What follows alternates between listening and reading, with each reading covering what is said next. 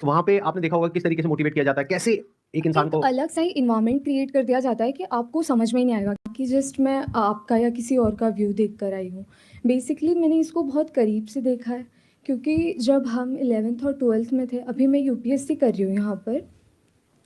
तो जब हम 11th और 12th में थे, तो मेरे भाई को भी ऐसे लोगों ने अप्रोच किया था, मुझे भी कई बार अप्रोच किया था। तो वहाँ पे आपने देखा होगा किस तरीके से मोटिवेट किया जाता है, कैसे एक इंसान एक को अलग सा ही इन्वायरमेंट क्रिएट कर दिया जाता है कि आपको समझ में ही नहीं आएगा कि क्या गलत है क्या सही है। वो इतने कॉन्फिडेंट हो गए, स्पेशली एक लड़की थी, मेरी फ्रेंड थी, वो मुझे बोलती थी कि तू चल तू चल। तो हमेशा उसकी स्टेटस पे मुझे यही दिखता था कि कोई बीएमडब्ल्यू के साथ फ़ोटो पोस्ट कर रहा है। Exactly guys, I am not lying. तो कोई मर्सिडीज़ के साथ डाल रहा है। तो भाई ने भी मुझे कल ये बात बताई कि ये सब फेक होता है। अगर प्रोडक्ट बेचना तो आप सिंपली बेच दो ना, कि हाँ साबुन है 10 रुपए का है, ले लो। उसके पीछे आप बीएमडब्ल्यू क्यों दिखा रहे हो, जो कि वो पॉसिबल नहीं है। Exactly, that is the truth. कुछ लोगों को ये लग रहा है कि ये लड़ाई मेरे और विवेक बिंद्रा के बीच में है, जबकि ऐसा कभी था ही नहीं। ये कुछ लोग समझ रहे हैं या वो खुद समझ रहे हैं। ये लड़ाई एक्चुअल में सच और झूठ की है। ये लड़ाई एक्चुअल में सही और गलत की है। सर इसमें गलत क्या है वैसे? सर वो कोई तिकड़म लगा के अपना कोई प्रोडक्ट बेच रहा है। सर ऐसे बहुत सारे लोग हैं दुनिया में जो कुछ ना कुछ कर ही रहे हैं, कई सारी टैक्टिक्स लगा रहे हैं। और जैसे एडवर्टीजमेंट में बहुत सारा कुछ होता है, तो सर ये भी इसने भी कोई अपनी टैक्टिक्स निकाली है, तो उसमें सर गलत क्या है अपना प्रोडक्ट बेचने वेरी में? गुड पॉइंट कि इसमें गलत क्या है। कुछ बताना चाहेगा कि इसमें कुछ गलत है या नहीं है, या ये सही है? सर बेसिकली इसमें सबसे पहले हमारे लोग 18 to 25 के एज ग्रुप के बच्चों को टारगेट किया जाता है, और इसमें उनको सेमिनार तक ले जाया जाता है, और उनको ज़बरदस्ती आप अपने कुछ भी बेच रहे हो उन्हें फंसा दिया जाता है। सर अजीब टाइप के वहाँ म्यूजिक वगैरह चल रहे होते सेमिनार में। मैं खुद भी ज्वाइन किया था कंपनी में, और वो बोलते थे कि आपको आपकी दाढ़ी आने से पहले आपकी गाड़ी आ जाएगी। आई नहीं सर। सर सबसे पहले मैं ये कहना चाहूँगा, क्योंकि जिस आपने बिग स्कैम वीडियो अपलोड की यूट्यूब पे, उसमें आपने ना नाम किसी का बताया ना कंपनी का नाम लिया। तो अगर मैं जैसे चोरी कर रहा हूँ, आप चोर चोर कह रहे हैं, अगर मैंने वो गलती की है तो ऑब्वियसली मैं चिढ़ूंगा उस बात से। आप अगर नाम लेते तो गलत था, कंपनी का या उनका या किसी स्पेसिफिक पर्सन का, तो गलत होता। आपने नाम तो नहीं लिया, और अगर नाम नहीं लिया है आपने, और अगर मैं गलत हूँ तो मैं चिढ़ूंगा। और एक और मजेदार बात बताइए, जब वो वीडियो अपलोड हुई कितनों को समझ आया था मैं किसके बारे में बात कर रहा हूं? बहुत कम लोगों को। अगर वो कुछ नहीं करते, चुपचाप बैठे रहते, तो 2 दिन में सब भूल भाल जाते। सब खत्म हो जाता। मतलब एक टीचर है जो क्लास में सामने खड़े होकर के बोल रही है तुम में से किसी एक ने चोरी करी है, और एक बच्चा खड़ा होकर के बोलता है मैंने चोरी नहीं करी है, मैंने चोरी नहीं करी। अरे नहीं करी तो बैठा रहे ना चुपचाप। सर इस पर मैं अपने थॉट शेयर करना चाहूँगा। सबसे पहले तो कोई कोर्स बेचना या प्रोडक्ट बेचना कोई गलत नहीं है, लेकिन प्रोडक्ट का अगर आप 50,000 का बेच रहे हो तो उसकी औकात भी होनी चाहिए उतनी। उनके प्रोडक्ट की औकात है 100 रुपये की, लेकिन बेच रहे हैं 50,000 में। सर एक पॉइंट और मैं शेयर करना चाहूँगा। प्लीज बोलिए। लाइक किसी को पसंद नहीं आया और आप उससे कह रहे हो कि आप दूसरों को सेल करो, तो वो उससे ही बड़ा स्कैम है। असली स्कैम ये है, ध्यान से समझ लो सब लोग, कि एक प्रोडक्ट जो आपको पसंद नहीं आया, आप अपने पैसे वापस मांग रहे हो, लेकिन आपको कहा जा रहा है अगर आपको अपने पैसे वापस चाहिए तो अपने जैसे और 4 बेवकूफ पकड़ करके लाओ, और उस पर 30% 35% जो भी है कमीशन लो, और जो आपने पैसा लगाया वो पूरा पैसा आपको वापस। ये स्कैम है। अच्छा, इसी में अगर कोई जेन्युइन प्रोडक्ट हो तो क्या ये स्कैम है? नो सर, नहीं है। ये भी ध्यान से समझ लेना। तो मजे की बात यह है कि जब मैंने स्कैम को एक्सपोज किया तो ऐसी हजारों कंपनीज हैं इंडिया में, उनमें से सिर्फ एक ही कंपनी वाले और उस कंपनी का मालिक नहा धो करके मेरे पीछे पड़ गया। इसका मतलब क्या निकालोगे? अब आ करके कह रहे हैं कि बताओ इसमें स्कैम क्या है, तो ठीक है मैं बताता हूं स्कैम क्या है।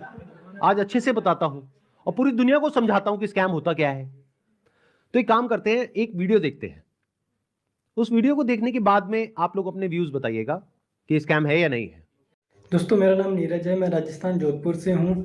बड़ा बिजनेस है। अभी 5 दिन पहले 4 तारीख को 4 सितंबर को मुझसे एग्रीमेंट पे साइन करवाया और बोले कि आपका जो ये केस है हम सोल्व कर देंगे, जो आपका बाकी पेमेंट है वो हम आपको रिफंड कर देंगे। 4 तारीख के बाद हमारा एग्रीमेंट हुआ। मुझे सेटलमेंट एग्रीमेंट दिया कि आप एग्रीमेंट पे साइन करो, इसको अच्छे से रीड करो, पढ़ो इसको, फिर आप साइन करके हमें भेजो, तब हम आपका जो पैसा है वो हम आपको रिफंड कर देंगे। मेरा जो भी पैसा है मैक्सिमम जो है अब 35,000 मेरा पैसा बड़ा बिजनेस में भी बाकी है। लॉस तो अगर मैं बोलूँ तो मेरा कैश का 1 लाख का 1 लाख का मेरा लॉस हुआ है 2 साल के अंदर। एक साल मैंने फुल काम किया, डीएमटी भी पैसा खर्च किया, आना जाना बहुत स्ट्रगल किया, लेकिन पैसा नहीं कमा पाया। 1 लाख का मैं लॉस करके बैठा हूँ। लेकिन जो बड़ा बिजनेस को मैंने दिया था उसमें मेरा 35,000 अभी बाकी है बड़ा बिजनेस लेने का। और जो हमारा एग्रीमेंट का साइन हुआ था वो हुआ था 40,000 का। तो मेरा समीर करके नाम है, तो उन्होंने मुझको एग्रीमेंट दिया और बोला कि 40,290 रुपये जो अमाउंट है वो आपके हम अकाउंट में ट्रांसफ़र कर देंगे जब आप एग्रीमेंट साइन करके हमें भेजोगे उसके बाद। तो मुझे 2-3 दिन बोलते रहे, सर कल होगा, परसों होगा, 24 घंटे 48 घंटे ऐसे ही बोलते रहे। लास्ट में आके बोला सर आपको रिफंड नहीं होगा, आप हमारे रिफंड कैटेगरी में नहीं आते। और उसके बाद मेरे को बोला सर हमारे सीनियर आपको कॉल करेंगे, लेकिन उनके किसी भी सीनियर्स का मेरे पास कॉल नहीं आया, ना मुझे व्हाट्सएप पे रिप्लाई दे रहे हैं। यहाँ पे कुछ पोस्ट हैं वो भी मैं आपको शेयर कर दूंगा स्क्रीनशॉट, जो आप देख सकते हो कि कितना बड़ा मेरे साथ फ्रॉड हुआ है। तो अगर आपको भी ऐसे सेटलमेंट एग्रीमेंट दिया जाता है कि आप साइन करिए और आपको पैसा हम रिफंड दे देंगे, तो मेरे दोस्तों ये बिल्कुल भी भूल कर भी मत करना एग्रीमेंट साइन। पहले आप उनको बोलो कि पहले पेमेंट दो, उसके बाद हम एग्रीमेंट साइन करेंगे। देखो भाई एग्रीमेंट भी क्या है, क्योंकि हम मिडिल क्लास फैमिली से गरीब लोग हैं, हमें सिर्फ अपने काम से मतलब होता है ना। तो हमें जब अपना पैसा मिल जाएगा तो हम पैसा लेके हमें क्या करना बड़ा बिजनेस है ना, हम उनके बारे में नेगेटिव क्यों बोलेंगे। उसके बाद इन्होंने मुझसे वीडियो भी बनवाया, मेरा यूट्यूब चैनल था वो भी डिलीट करवा दिया, व्हाट्सअप ग्रुप भी डिलीट करवा दिया, लेकिन मेरा पैसा इन्होंने रिफंड नहीं किया। जो उन्होंने बोला मैंने वो किया, लेकिन मेरा पैसा इन्होंने रिफंड नहीं किया है। इसलिए मैं दोबारा से वीडियो बनाना सोशल मीडिया पर जब तक मेरा पैसा नहीं मिल जाता है मैं तब तक वीडियो बनाता रहूँगा और अपनी लड़ाई में लड़ता रहूँगा। अगर वो मेरी तरफ लीगल एक्शन भी मेरे ऊपर लेंगे तो उसका भी मेरे को कोई दिक्कत नहीं है, क्योंकि वैसे भी हम बर्बाद हो चुके हैं, हमारा पूरा सब कुछ है जो उजड़ चुका है ना।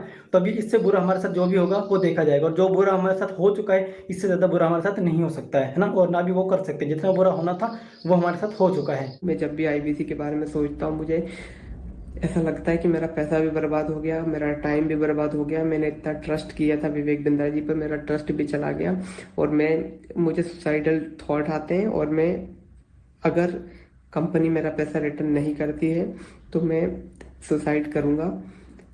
और मैंने 10-12 वीडियो बना करके अलग अलग चैनल पर डाल दिए हैं और शेड्यूल कर दिया है। मेरे ना होने के बाद वो वीडियोस रिलीज़ होते जाएंगे, इस पे मैंने बताया है कि किस तरीके से मैंने डॉक्टर विवेक बिंद्रा जी का वो सब भी लगा दिया कि मेल पर कि मैंने पैसा डाला था, और मेरा चैनल स्ट्राइक पड़वा दी गई है। और मुझे बोलने की भी वो नहीं दिया कि मैं बोल सकता हूँ, इसलिए मैं ये बिल्कुल नए चैनल पर ये वीडियो डाल रहा हूँ। और मैंने 10-12 वीडियोस और बना के रखे हैं जो मैं 10-12 अलग अलग चैनल्स पर मैंने डाल दिए, अपलोड कर दिया है, शेड्यूल कर दिया है। अगर बड़ा बिजनेस की टीम मुझे मेरा पैसा नहीं लौटाती है तो मेरे पास कोई ऑप्शन नहीं रहेगा, क्योंकि मुझे अभी फ़िलहाल में वो पैसा चाहिए कैसे भी करके, क्योंकि जिन लोगों से मैंने पैसा लिया है वो लोग डे नाइट मुझे परेशान कर रहे हैं। मैं आपको बताना चाहूंगा कि ये वीडियो हमने रिकॉर्ड नहीं करी है, ये YouTube पर अवेलेबल है, और ऐसी 1-2 नहीं बहुत सारी वीडियोस अवेलेबल हैं अलग अलग लोगों की। और बहुत सारे ऐसे बच्चे हैं जिन्होंने ब्याज पे पैसा लिया है, हम लोग शायद समझ भी नहीं सकते कि इन लोगों के ऊपर क्या बीत रही है। और ऐसी 1-2 नहीं बहुत सारी वीडियोस हैं, आप जाकर के यूट्यूब पे सर्च कर सकते हैं। अब जरा इस इंसान के बैकग्राउंड को देखो कि इंसान है कौन। ये अपने नाम के आगे क्या लगाते हैं? डॉक्टर। जब यहां पर ये आए थे तो मुझे लगा था डॉक्टर है, लेकिन बाद में जब मैंने रिसर्च करी अभी पिछले 1 हफ्ते में ये सब जो हुआ है, तो मुझे पता लगा इन्होंने कोई MBBS नहीं किया है इंडिया की किसी भी यूनिवर्सिटी से, या US से, UK से, कहीं से कुछ नहीं किया है। कहां से डिग्री मिली है, कैसे मिली है, वो अगर आप थोड़ा सा रिसर्च करोगे तो आपको समझ आ जाएगा। किसने बोला पाकिस्तान से? देखो मैं आपको हिंट देता हूं, पाकिस्तान इंडिया का नेबर है, ऐसे ही इंडिया का एक नेबर है बांग्लादेश, श्रीलंका।